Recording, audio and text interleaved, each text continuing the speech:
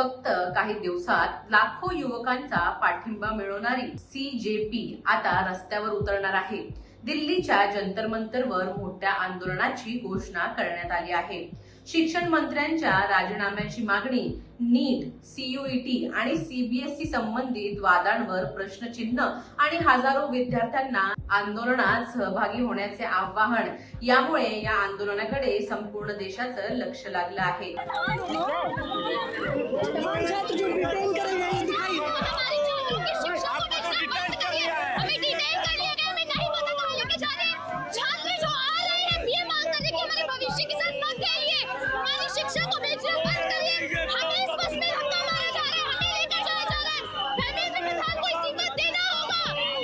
नमस्कार, मी अनुष्का आणि तुम्ही पाहताय राज्य लोकतंत्र। नेमकं काय आहे हे आंदोलन? CJP म्हणजे नक्की कोण आणि या आंदोलनामुळे केंद्र सरकारसमोर कोणते प्रश्न उभे राहू शकतात, याबद्दल आज आपण सविस्तर जाणून घेणार आहोत। मित्रांनो, गेल्या काही आठवड्यांपासून सोशल मीडियावर झपाट्याने लोकप्रिय झालेल्या कॉकरोच जनता पार्टी अर्थात CJP या युवक चळवळीने आता दिल्लीमध्ये मोठे आंदोलन करण्याची घोषणा केली आहे। या चळवळीचे संस्थापक अभिजित दिपके यांनी 6 जून रोजी भारतात परत येऊन शांततापूर्ण आंदोलन करण्याचा निर्णय जाहीर केला आहे। त्यांच्या या घोषणेनंतर सोशल मीडियावर मोठी चर्चा सुरू झाली असून हजारो युवक आणि विद्यार्थी या आंदोलनाकडे आशेने पाहत आहेत। और ये सब बकवास किया जा रहा है हमारे साथ। देख लीजिए लोगों को इस्तीफा दो, धर्मेंद्र प्रधान इस्तीफा दो।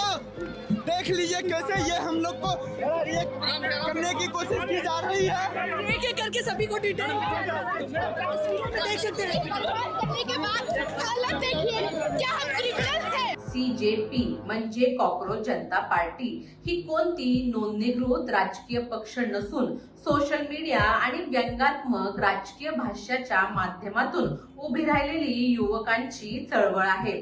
या चळवळीने परीक्षा व्यवस्थेतील गोंधळ, बेरोजगारी, महागाई, सरकारी आणि युवकांच्या प्रश्नांना केंद्रस्थानी ठेवत आपली ओळख निर्माण केली आहे।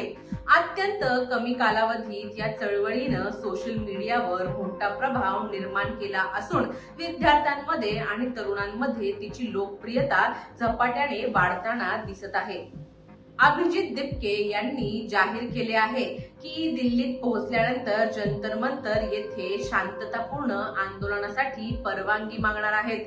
त्यांनी देशभरातील युवक आणि विद्यार्थ्यांना मोठ्या संख्येनं सहभागी होण्याचं आवाहन देखील केलं आहे। त्यांच्या मते नीट परीक्षेतील कथित गैरव्यवस्था, पेपर लीक प्रकरण आणि शिक्षण व्यवस्थेतील इतर वादांबाबत जबाबदारी निश्चित झाली पाहिजे। Hello everyone, I have decided to come back to India.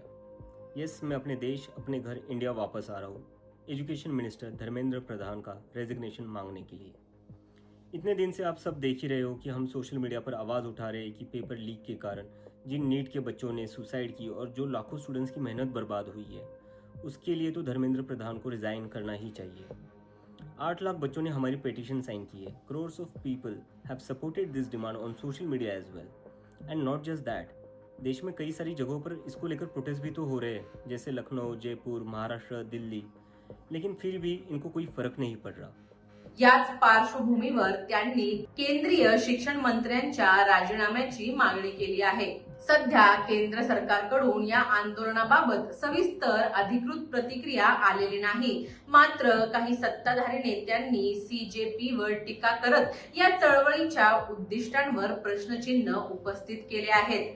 काही सत्ताधारी नेत्यांनी या चळवळीवर टीका करत तिच्या उद्देशांबाबत प्रश्न उपस्थित केले आहेत। काहींना CJP वर सरकार विरोधी वातावरण निर्माण करण्याचा प्रयत्न असल्याचा आरोप देखील केला आहे, तर काहींनी या चळवळीमागे राजकीय हेतू असू शकतात असे मत व्यक्त केले आहे।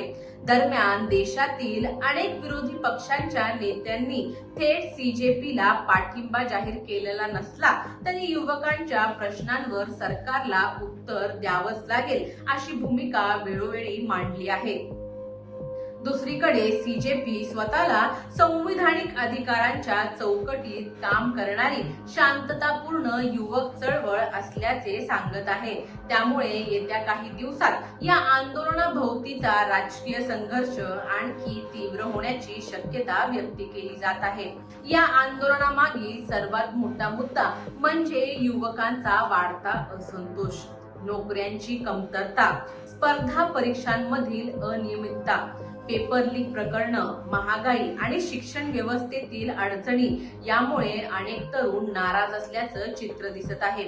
सीजेपीने याच प्रश्नांना आपला मुख्य अजेंडा बनवला असून त्यामुळे अनेक युवक या चळवळीशी जोडले जात आहेत. जर या आंदोलनाला सोशल मीडियाप्रमाणेच मोठा प्रतिसाद मिळाला तर ते केवळ शिक्षण क्षेत्रापुरते मर्यादित राहणार नाही. हे आंदोलन युवकांच्या प्रश्नांवर राष्ट्रीय पातळीवर चर्चेचं केंद्र बनू शकतं. विशेषतः 18 ते 30 वयोगटातील मतदार हा देशातील सर्वात मोठा मतदार वर्ग मानला जातो. त्यामुळे युवकांच्या भावना, अपेक्षा आणि प्रश्नांकडे दुर्लक्ष करणं कोणत्याही राजकीय पक्षासाठी सोपे राहणार नाही. आता सर्वांच्या नजरा 6 जून कडे लागल्या आहेत. दिल्लीत होणारं हे आंदोलन केवळ एका मंत्र्याच्या राजीनाम्याच्या मागणीपुरते मर्यादित राहील की युवकांच्या असंतोषाचे मोठे राष्ट्रीय आंदोलन बनेल हे येणारा काळच ठरवेल. तुम्हाला काय वाटतं? सीजेपीचा हा लढा योग्य आहे का, की हा फक्त सोशल मीडियावरचा एक नवीन ट्रेंड आहे? तुमचे मत आम्हाला कमेंट बॉक्स मध्ये नक्की सांगा. व्हिडिओ आवडला असेल तर लाईक करा, शेअर करा आणि चॅनलला सबस्क्राईब करायला विसरू नका. धन्यवाद. राज्य लोकतंत्र.